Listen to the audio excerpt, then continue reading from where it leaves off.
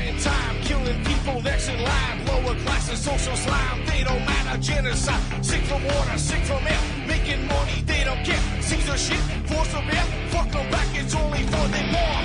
They shoot, they kill, they massacre, rape. They burn the kids, no one makes countries. Lie to your face, fight and die, 'cause God forgives.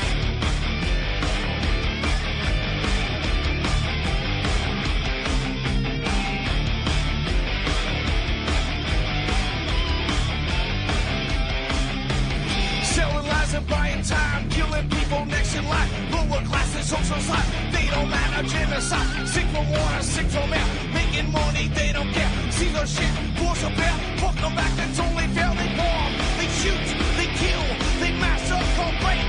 They burn the kids, no one leaves countries. Lie to your face, fight and die, 'cause God forgives. Yeah. Coming back around again.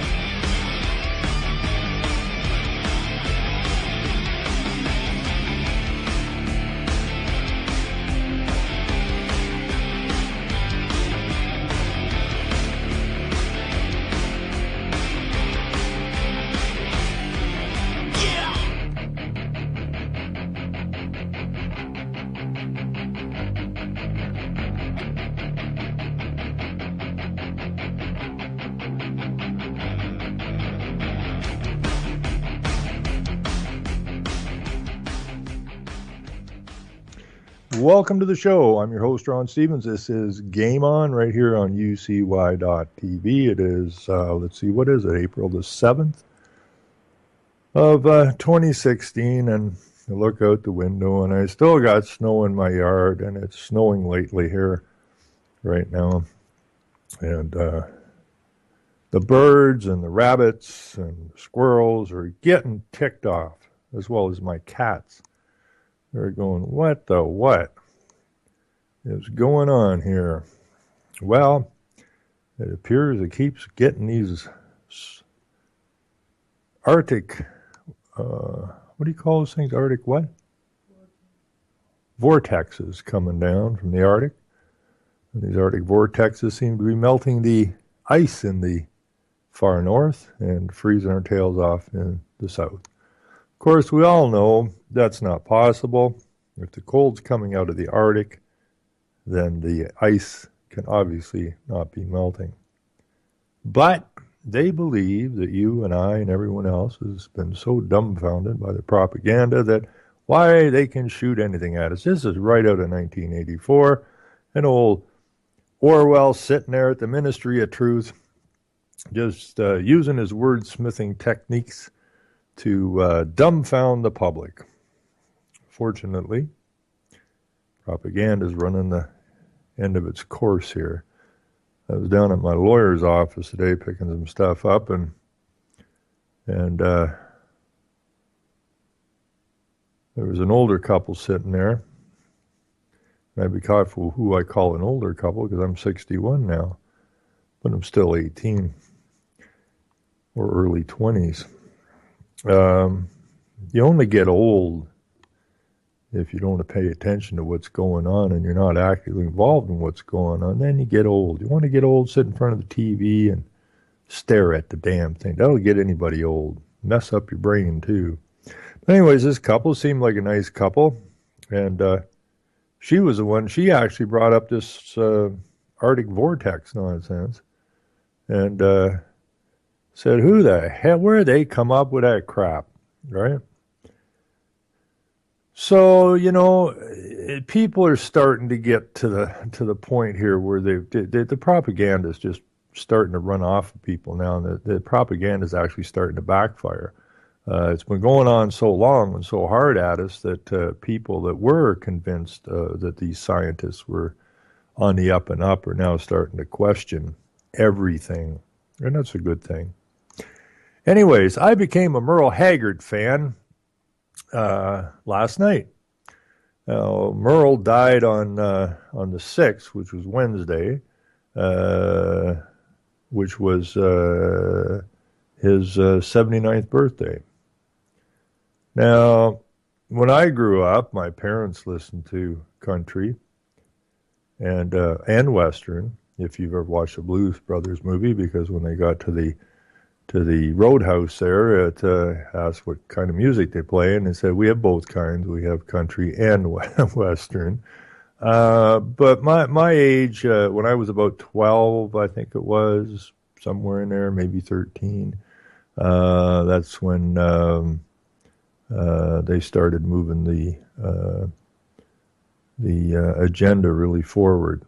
And they were coming out with songs like The Age of Aquarius and stuff, and this is where the rock and roll really got going. So that's when they took our generation and moved us away from our parents' generation, is what they continually do, okay, because they do this generationally, okay? So what your parents were used to and was normal, the players, the global players come in and throw a wrench into that to move to the next generation. And Merle Haggard was basically from my parents' generation, and they were mostly about country, God and country. That's what these countries were founded upon. Those were the basic necessities: country and God. All of our constitutions were based on the law of God, and our dedication to country. And that started to move away from us when my generation came along. And, then we had, it's always order out of chaos, right? Problem, reaction, solution. And they started to, the Vietnam War was a big player in separating. The other wars before that were pretty unanimous. Okay, everybody was kind of on board for them, even though the same guys set up those wars or set up the Vietnam War. But the Vietnam War was different because it was not about solidifying people, bringing them together for a cause. It was about separating the people, the older generation from the younger generation. So then we had the massive civil rights and the war protests and all that kind of stuff, which completely tore everything asunder, so to speak. And so, my generation had different thoughts than my parents' generation. We listened to different music, and the generations that come after being moved to a different place. Now, the generation now is being taught to dislike their parents because it's all about the environment, and their parents, they tell them straight out, the parents are guilty. Your parents are guilty of destroying the environment for you, so you don't probably have a future. Okay, so you kids got to work really hard to save the planet, which again is order out of chaos. And they have this scrap going on again. So that's about what's going on there. But Merle Haggard, I probably listened to some of his songs in the past, but country and western. Actually, I have a much greater appreciation for country and western now than I possibly could have had at any other time. And because now I'm going to skip my generation and go back one behind that to analyze what the hell was going on. And so I listened to a pile of Merle Haggard songs last night, and I got to say, I really enjoyed it. I truly enjoyed it. He's a really good songwriter, good singer, knew what the hell he was talking about.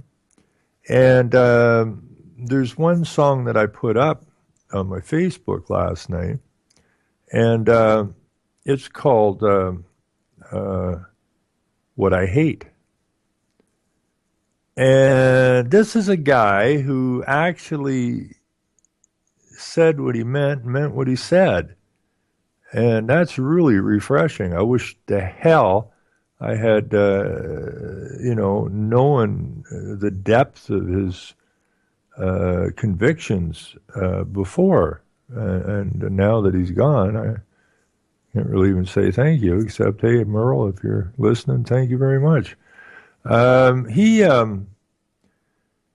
did a lot of good tunes. He did a song about the crippled veterans, and that was a good tune. And it reminded me of the movie America with a K, the made-for-TV series with Chris Christopherson and a whole bunch of other people in it. But that particular song reminded me of a scene or a couple of scenes in that series America where the old veterans, would come to the town hall or wherever these communists who are taking over our lands and our children's minds would come, and the old veterans were going, "This is all ass backwards. What do we fight the wars for, right?" But their voices were fading as they were dying off, and they were old men, and what are they going to do about anything, right? And then the speakers and that tried to nullify their dislike or smooth it out, right? This is just the way it's going. So that was a good tune. I don't remember exactly. So it was something about crippled veterans. There's another song I listened to about America, and it's basically what happened to America, and that too is a really good tune.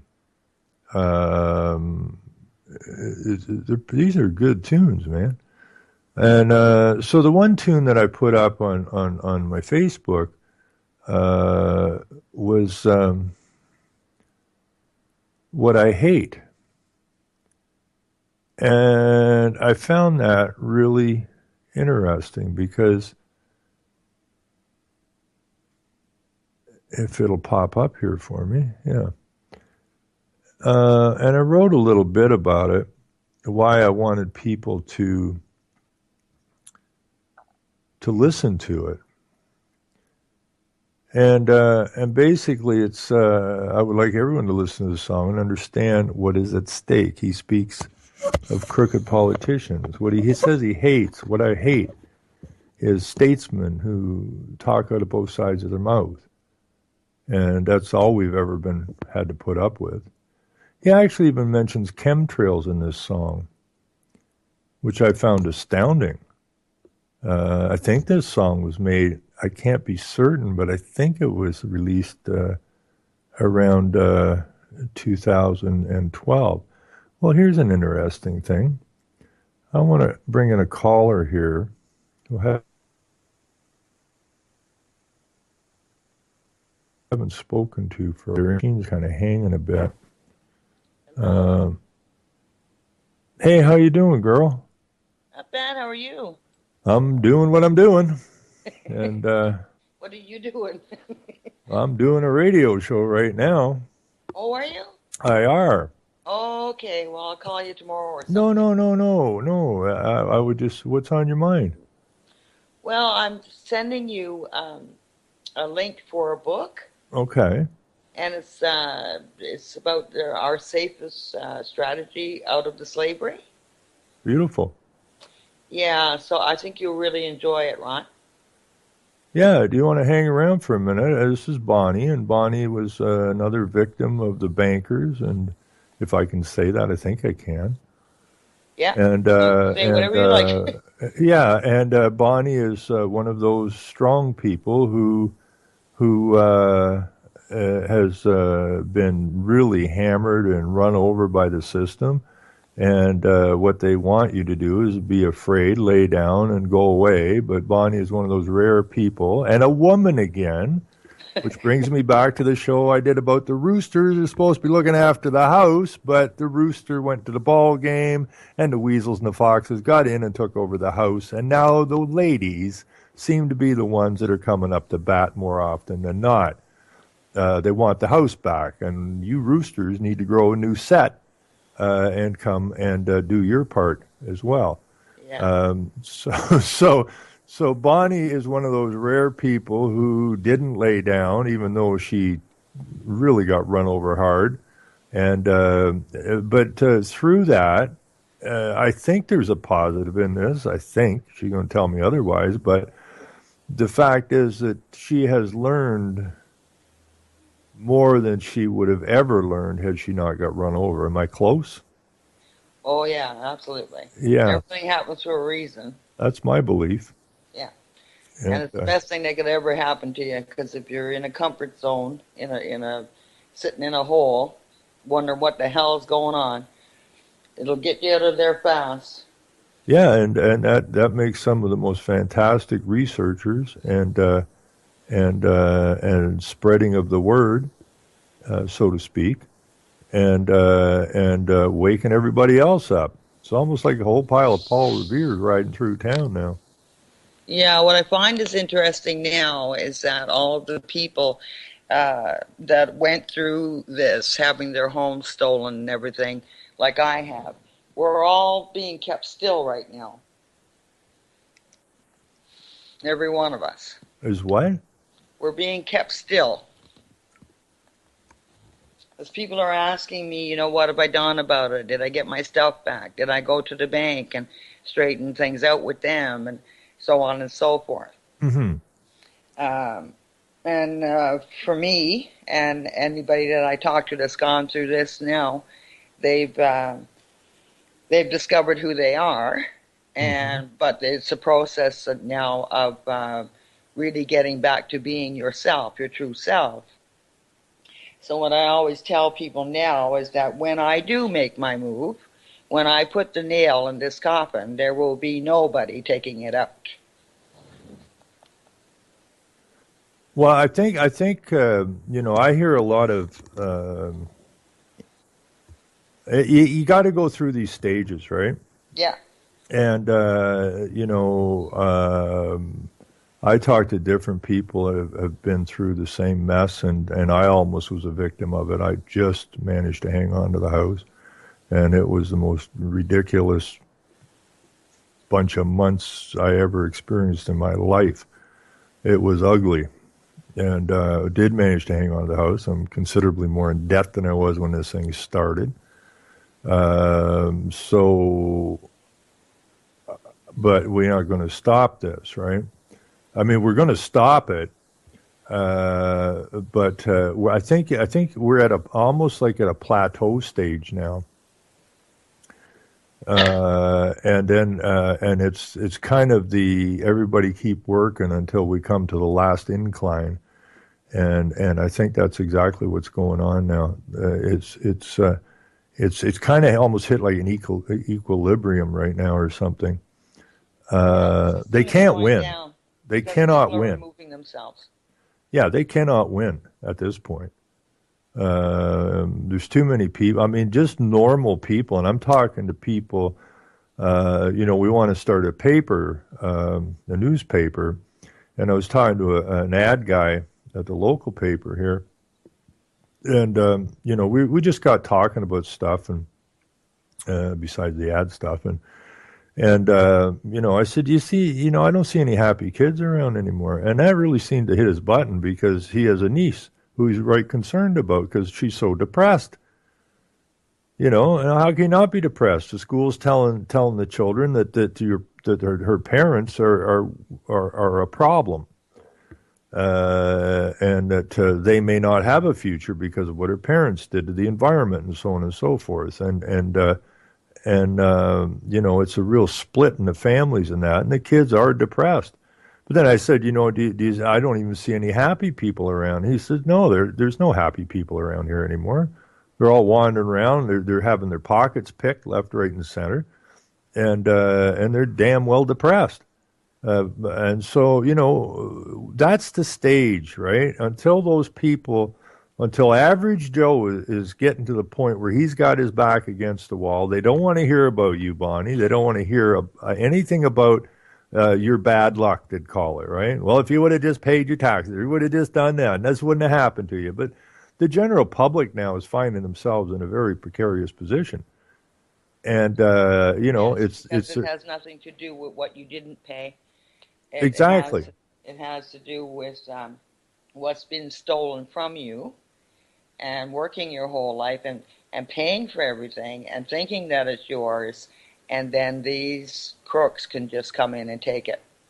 Well, the fact is we own No nothing. questions asked. Yeah, I know. This is the ludicrous part, but people are starting to accept more of this all the time. The fact that we are, as far as they're concerned, and they figure they had the authority to do it, is just turn us into cattle and chattel, right? And to slave for them. But that's changing. It's changing, yeah. Like I have a brother-in-law he's a pretty quiet guy. He's a bricklayer, and we get talking and that. And he has another friend who has had some problems with what do you call it, the CSA or whatever it was. And he actually used the Bible to back the courts and everybody up, right? He just went livid on them, and he managed to back them off of them. So Bruce has been listening to this stuff, and, he was here, I don't know, it was about a week ago, and we were so close. I mean, we were so close to losing the house. It was nuts.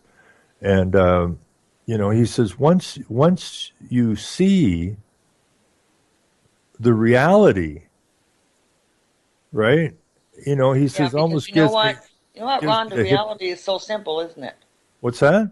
The reality is so simple. The solution is so simple. But once you see it, you can't not see it, and once you know, you can't not know it. That's the whole point. Yeah, and why would you want to not know it?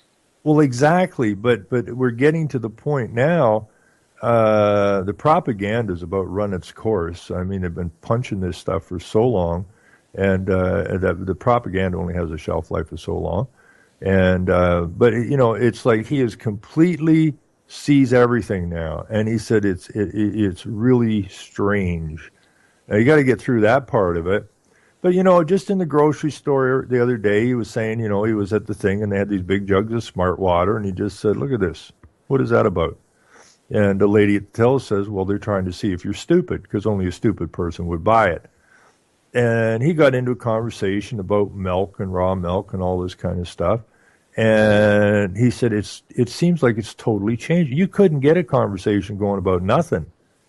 And he said everybody was getting involved in the conversation. And he said, I was just freaked out by it. And when I left, I had a big smile on my face, because when I left, there was all this big conversation going on, right? So, yeah, they've done everything they can to try and take people like you and beat them into the ground, so you just give up. And, that's the whole point of it. Yeah. But there's less people giving up all the time. And there's more support for people that got run over all the time. And I'm telling you, average Joe is getting punched right against the wall. Yeah. Now their gut's telling them there's something wrong. They don't know what's wrong. But their gut is, your gut reaction always is your lead more than your mind, right? Your mind can be manipulated. Your gut, not so much. Your gut is your... Coming out of this is the process, and that's why it takes so long. But that's why I say when we do come back, as I told the courthouse, they told me that when they were releasing me, they told me that I had better come back on this certain date. And I signed their papers to witness. I refused to put my name on anything. Right. And the lady behind the counter, she was going to argue with me about the signature thing, and then she just said to me, "You better be back here on this date, right? Or we're going to put a warrant out for your arrest." And I said, "Yeah, don't worry." I said, "I'm going to be back." And I said, "When I come back, there's a lot of people going to jail, and I'm not going to be one of them." And that's the bottom line to it all. When people realize that all of this is just theft. Well, the idea is the main idea is to lose the fear. And once the fear is gone, it pretty much takes away the other side's power. I mean, they rule by fear. Exactly. And the more and more people are becoming less and less fearful of them all the time. Yeah. One of the upsides now is the police, who are their whatever you call it, boys. dragging people in order to feed the system, they're starting to get thrown under the bus now. Yeah, because because that's the mistake that we've been making too, is thinking that our public servants are serving them, but they are just people like us, and they're trying to survive too in this. And that's why that young police officer, after he attacked me and beat me up and everything and dragged me to the jail, by the time he got me down to the jail, that young man didn't know where to put himself. Because I told him, I said, you just set the stage for this to be done to you, your children, your parents. I said, if you want to know how wrong what you did here today, you go to your bank and ask them to show you that they loaned you a dime. Yeah, see, so you like we were falsely arrested. I've been assaulted a bunch of times, but I take every opportunity that I'm dealing with the police to try and mentally at least get them out of their uniforms. Yeah. And get them into the position of a man or a woman. And once you get them there, then you can actually speak to them one-on-one. Yeah. And they, like I tell them, look, I'm you and you are me. Okay, and we're all in this mess together. Yeah. And I've had some pretty good success with some of the police where they start to get upset, not at me, but they're upset because how come we don't know this, right? How come we don't know what's going on? Well, they didn't hire you because you're bright, you know. No, because they wouldn't be able to get the police officers to do this stuff to people, to harm people like this. Right. If the police officer actually knew what he was doing. Right. So we all have a responsibility. I people that run around calling cops pigs and that. Well, sorry, but you can yell at these people all you want. It ain't going to do you any good. You need to use. I mean, this is a psychological, spiritual war, and we need to use our spirits and the psychology in order to overcome this. We're not going to overcome it with guns. That's not the answer. The first reaction when this happens to a person, or a man or a woman, I shouldn't say person because we're not persons. No, we're not. But when this happens to you, the first reaction is normal and appropriate. You're angry and you're confused, and so you lash out and you go on the defensive, and then you move out of that stage and you're just grateful that you're still alive. And you go through that for a while, because I'm going on 3 years now. Yeah, you've had a long run. So I'm at the point now where, okay, it's all just foolishness. That's how I see it now. And it's just people fighting people, and it's exactly what they want. They got us all fighting and stealing from each other, because the thief is not at the top of the pyramid. It's your next door neighbor. If he's working for the government, or he's working for the police, or he's working in a bank, then he's your enemy. And that's who you have to deal with. And I've been saying for a long time, if we want to correct this, we need to start in our local communities. We need to go into all of these offices and clean them out. We need to hold people accountable to their oaths. Anybody that's in these jobs that aren't in their oaths and they're not serving the public, and they're serving the crown and these criminal banks, they need to place themselves under arrest. And if they don't, it's up to the people to remove them. Well, the people are going to have to eventually remove these people, but I think we can. Like, I got the most ridiculous letter, Bonnie, from the CAO here of my town a few weeks back. I haven't responded to yet because I was busy trying to keep the house, and once they decide they're coming at you, they come at you hard, man. And I know. And I just it was brutal, and so but I got this letter, and it's from the mayor. but it's the letters from the mayor, but it was emailed to me by the CAO. And, she's telling me that, if I want to ask questions, or like I'm asking, like, who owns the land that this house is sitting on? They say, well, you own the property. No, I didn't ask you about the property. I asked the land, right? It gets ridiculous. Yeah. But so the mayor says, like, I need to write to the CAO, and then he will send it to the appropriate people. Well, and then she CC'd her letter to the police. And so I'm going to write her and say, well, that's cool, but what I want is I want the CAO fired, because it was the CAO who called the police here under false pretenses. The police showed up here, and they agreed they were here outside the scope of the OPP. They had no right to be here. They shouldn't have been here. They shouldn't have answered the call, because the call had nothing to do with OPP duties.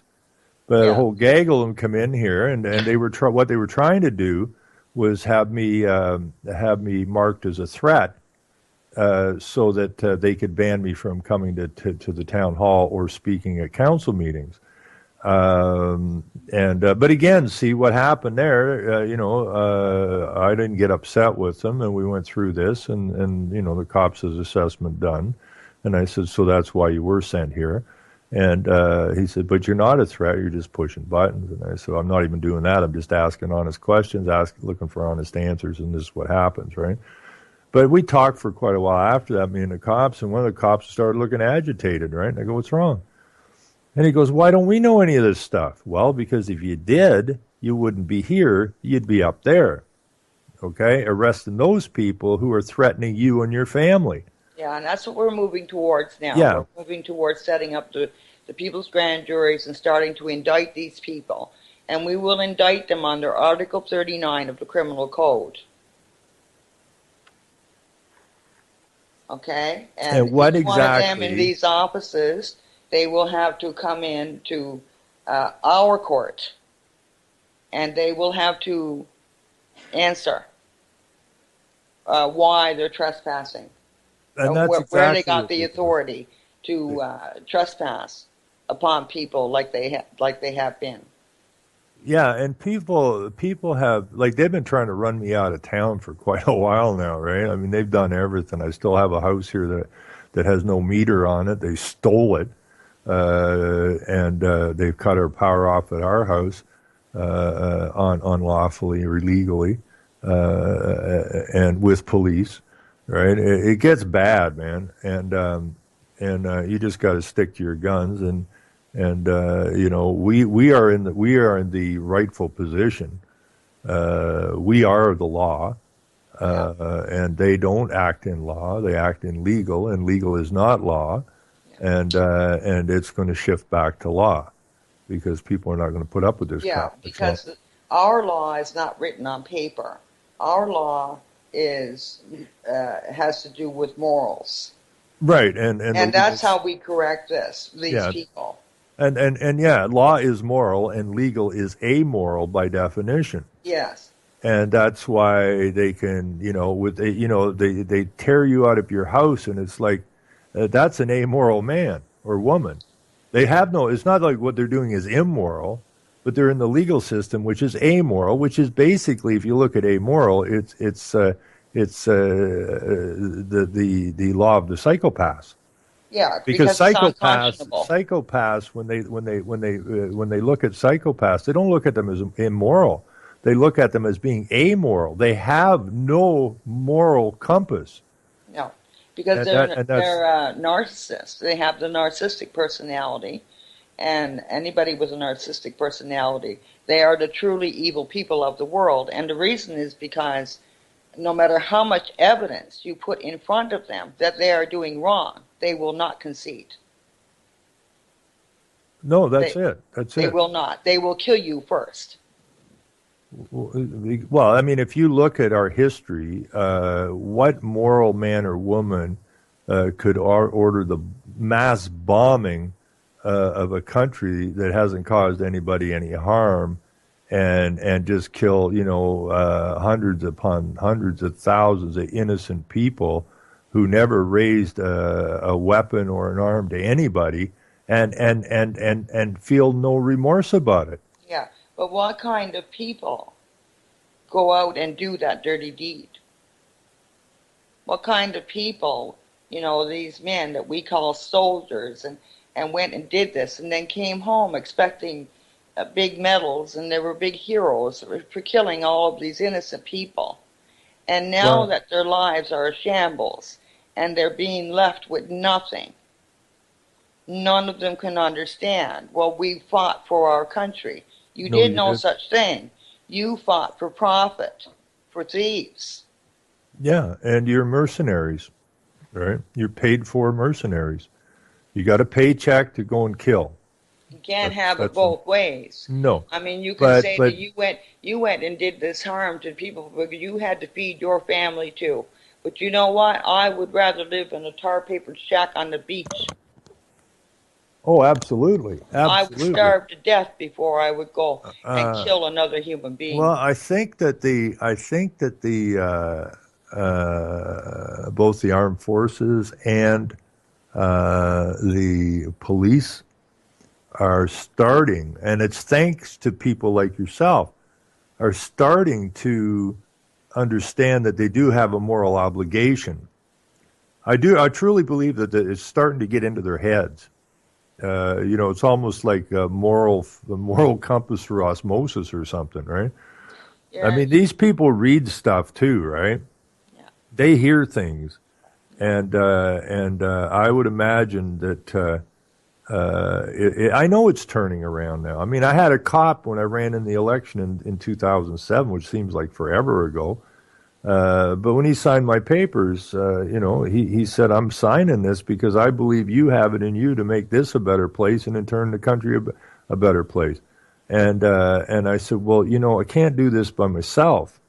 Like, this is rotten to the core, okay? And you're signing the papers saying that you support me in the election, but you got to step up to the plate. At some point, you have got to step up to the plate."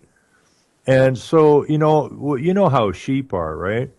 And that cop was a sheep, and he's kind of comfortable getting his paycheck and that, and sitting in a Tim Hortons drive-through where I caught up with him.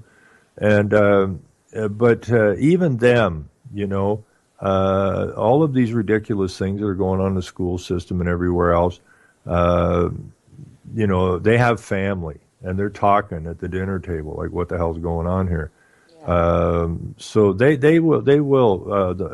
I think a large majority of them are going to find their moral compass here sooner or later. Yes, because you know what? When they do these things, whoever they do it to, they never forget you. Like those people that attacked me so viciously, they will remember me for the remainder of their lives. Oh, it's in their head. They can't get it out. Yeah. That's why you're having all these cops now. Well, they got away with it. No, you ain't getting away with nothing.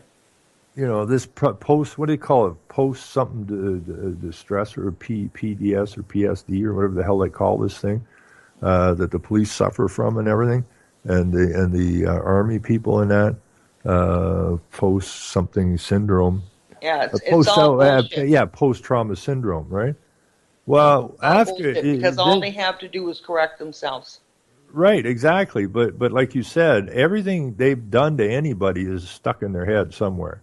Now they can pretend, we got away with that. That was really good. But when they're alone, okay, when they're not with their buddies, and I look at the police like bikers, right?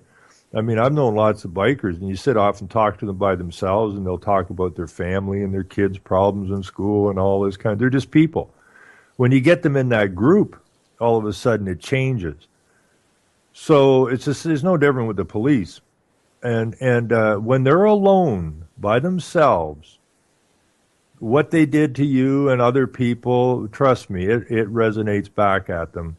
And they're good-hearted people.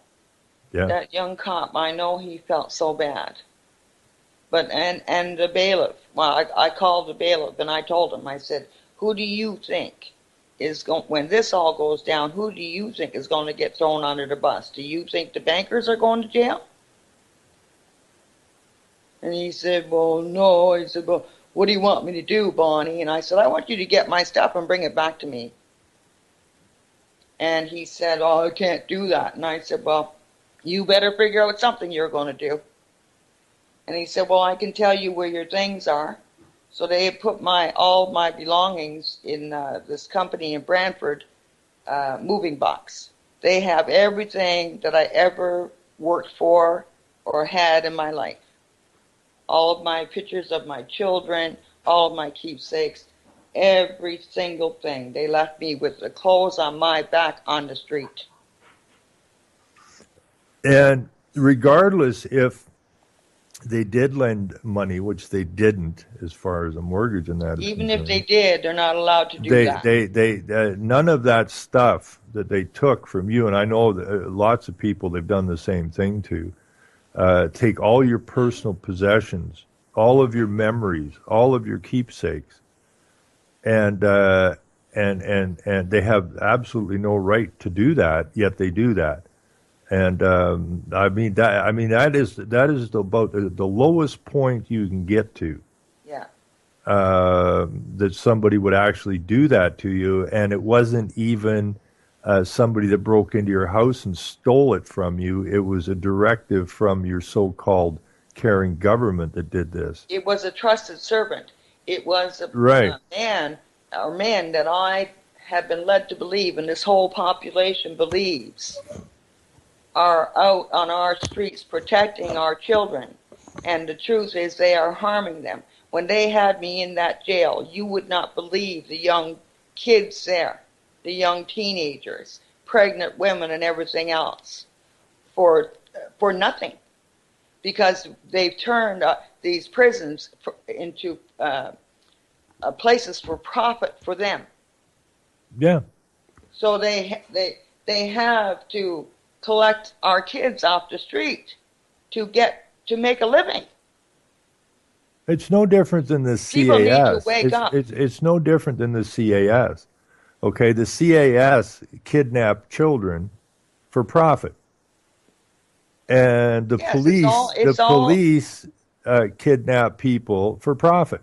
Yes, and our agencies, our healthcare, our hospitals, and our homes for the disabled and whatever, that's all for profit too, and our people are being abused and neglected and malnourished and killed in these agencies.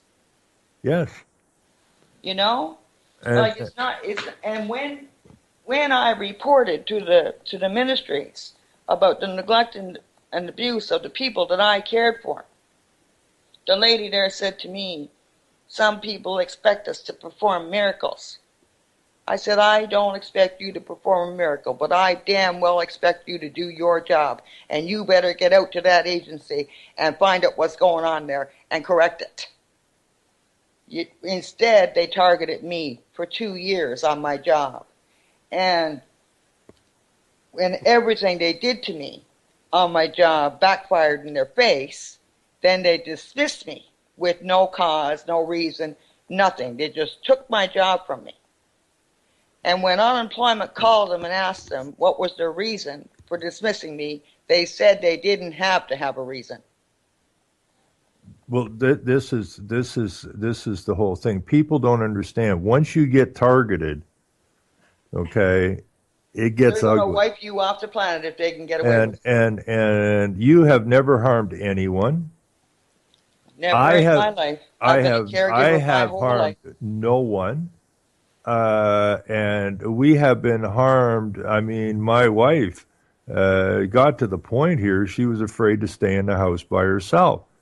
Never knew who the hell was coming up or how many police were coming here under false pretenses or anything else. It was just when we were going to get our hydro cut off illegally. It's absolutely ridiculous. Once they target you, and find that, say, okay, they could be trouble because they have the intelligence and the knowledge to expose what we're up to, and that's basically what it is. Okay, well, the thing is, why do they have They can find us on a dime. These people, when you need them or you're going to look for them, you have no clue who they are. They won't even give you their names now. No. Down at that courthouse. Oh, we can't tell you our name, and we can't tell you this, and we can't tell you that. The judge is sitting up there on the bench telling me that she can't help me, that she can't tell me the law. I have to go find out myself.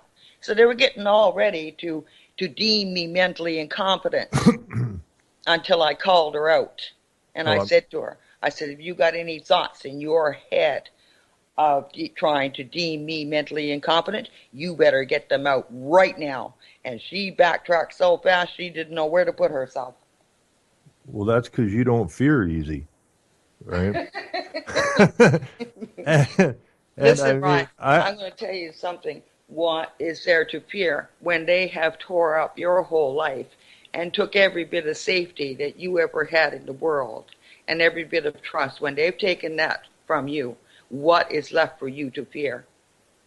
Well, this is the thing, and I mean, I'm so glad you called. I mean, you didn't call into the show, but I'm so glad you called while I'm doing a show, because this is something that people really have to understand, okay? Yes. This happens every day, multiple times per day, to good people across this land and every other country's land that have done nothing wrong. Exactly. Okay? And our young men and women that are working in these offices and we're all being used to do their dirty work. That's all it comes down to. The useful idiot. Well, I don't call them idiots. I feel so sorry for them because, when they were targeting me at work and they were putting me in all kinds of dangerous situations because I work with the developmentally disabled. Some of those men, when they get angry, they're damn strong, and it takes nothing for them to pick you up and put you through a wall. And so many of the workers are being harmed by them because of their anger being triggered from the neglect and the abuse, Now, all of my coworkers there in that situation, they knew that what I was saying was true. They knew what was going on. Not one of them stood with me. No. Not because they're bad people or idiots, because they needed their jobs. I mean, I can stand up to anybody because I only got me to worry about, but I feel sorry for the people that have children, little children, and families and everything. I mean, how are you supposed to stand against this? Well, that's the way they've got this game rigged. Okay, the people know you're telling the truth. People here know I'm telling the truth. Yes. And I've seen it so many times in the past. I mean, I remember way back when I was working when they were building the airport at Calgary, and I was a foreman on a crew there, and we were working in pretty miserable conditions, and the guys were starting to grumble and bitch and complain, my crew, right? And I said, look, what is your problem, right? Okay, if you got a problem, don't grumble about it. Let's get it out in the open and find out exactly what your problem is, and then we will get it solved.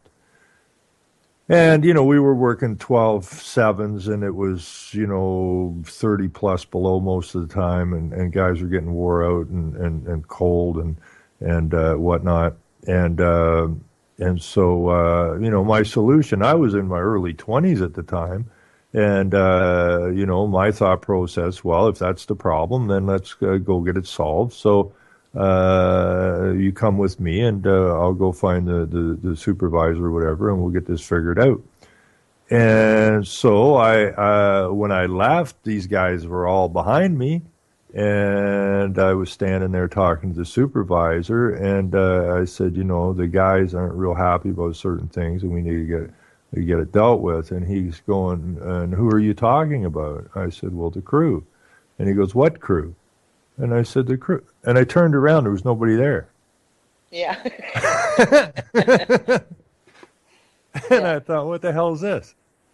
And that's unfortunate, because it goes on. I mean, this is where the control factor comes from.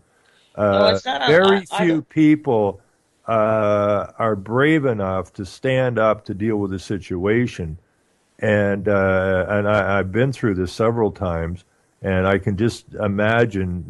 I see it. You talking to your fellow workers, and they all understand. But when push comes to shove, all of the fears boil up inside of them, and then they become silent. When they They should have to think speak, of they the become bottom line. They silent. have to feed their families. They have to have a place to live. There is nobody going to walk away from this system as long as they're under the threat that they're going to be homeless with their children. Yeah, and that's exactly that's using fear to control. And I don't know, I can't really live under fear. I've never had that real capacity, and I don't think you have either. I think you've always said what was on your mind. Well, because in order not to live under fear, you have to not care. You know where you're going to end up. And I have never cared. I would never back down from any bully in my life since I've been 5 years old. If you're going to kill me, you better get your guns out. Hmm. You know? And that's how you have to be. And I think more and more people are getting to that point. Now, I don't have any intentions of harming anybody. Well, that's what's I've just happening. been asking them not to harm me. Well, yes, but that's what's happening now with the whole population. We've been threatened by these people for so long, Hmm. that they're going to bomb us to death, and they're going to do this, and they're going to do that with their false flags and all their bullshit, right? Hmm. But people are at a point now to say, okay, let's do it. You're coming to kill us all, then you get your ass over here and do it because we've had enough. And we will back them off. I have no doubt in my mind. Well, I do we're going to believe start sending. 100%. Well, I believe that all this propaganda that they've been shooting at people all the time is getting so over the top now that people are just going, you know what? We don't believe a damn thing you're saying. And that removes a lot of fear from people. It really, truly does. Well, what Uh, is the point? I mean, we can't continue to live our lives under fear and threat because we're because not it's not a life at all, Ron. well, that's it. We're not living a life. Okay. No, we're And existing. exactly. And so you are, a marvelous witness to what's going on and what's wrong, and there's more of this going on every single day. I mean, I wouldn't be doing this for this long if I thought we were going to lose. If I thought it was impossible for people to come to terms with the reality that we call our lives, which is really a fictional joke upon us, if I didn't believe people had the capacity to, at some point, say, you know what, we're not going to play this game no more, okay? We want our lives back. We'll teach our children. We don't need you people. We will run our own communities, and so on and so forth. The only power they have is the Yeah, power can that I we say give them. something there? Please. You're talking about, we want our lives back. And the only way it's going to happen is because for me, them taking everything I had, I mean, it sounds like a really terrible, really bad thing, right? But to tell you the truth, Ron, it's the best thing that ever happened to me. They can come Well, and do it again if they like. well, they completely set you free. Exactly. And Okay. that's what's going to get the people off their ass when they realize, listen, I've housed and furnished and unfurnished so many homes in my 58 years on this earth. What's one more? Yeah. The point Exactly. is, I'm still alive, and I'm still here to do it all again.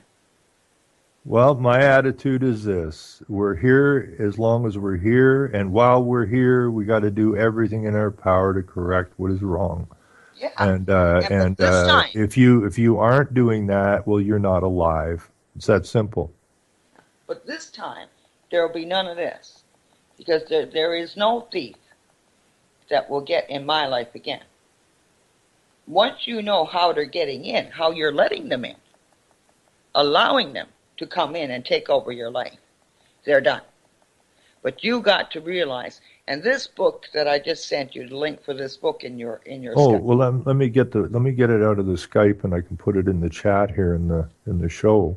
Yeah, so everybody can read it. Okay, that's absolutely correct. Yeah, it's the most important, the best, and the most important document I've ever read in my life. Okay, that's the book. What's it say? Strategy, safe strategy for exiting the system. I have bonds selecting the safest strategy. Does that sound right? Yeah. Okay, I got the right one. So I put that in the chat. So I encourage everybody to grab that and go read it. Because the only thing that's holding the people back is their fear. They don't know. For people to be, those of us who've gone through this, they are giving people advice about how to deal with this that is false and also very dangerous to follow. So we have to stop doing this. Because you can't expect a man with children and everything else to just walk away from his job and just walk away from his home and just walk away from things that his family needs. Well, I see a thing right here in the chat, Bonnie. You know, it says, "Hey, man, I got 5 kids to feed." Exactly. Right. Exactly. How can you expect people to do this? And what's really got to happen is our birth certificate bonds are our money. Each one of us has our own money. And every man, woman, and child on this earth needs to go in these banks and take back control of those bonds. Well, if you ever look up the name of the word plagiarize, which blew me away when I first read it, and that's a literary theft, which is your name, and it also says the stealing of a child or a slave, and through seduction, and now when they seduce your mother into getting, we're going to get benefits and stuff. And, so the so-called government, if nothing else, is absolutely guilty of literary theft, right from the get-go, shortly after we were born. So everything that happened after that is based on the fraud that happened when you were born. Yes, and they need to or the crime. And because the bond was the Crown's promise. And so many of these so-called free men and sober men and all this bullshit that they get on with the straw man and the boogeyman and the what it comes down to is your bond was the Queen's promise to make restitution to the people after World War II. It was their promise to pay, and that's why your signature pays for everything. And if people could just understand that, this would all be over overnight. Well, they're getting there. And I ask people sometimes people get, they've been beat up and run over and they get frustrated. Let's just go and, shoot them all and arrest them all. And I said, we're getting there, but we have to play this out. We don't need to harm anybody. No, it can be a peaceful transition. No, but we are getting there, and we are gonna right the ship. The ship's upside down. It's the only way to realize. Like, people have been asking me, have I gone into the bank and done this? Okay, well, I'm gonna. Bonnie, we're out of time. Okay. I want to thank you so much for calling in, and I hope everybody reads that book. And I'll be back on the Sunday.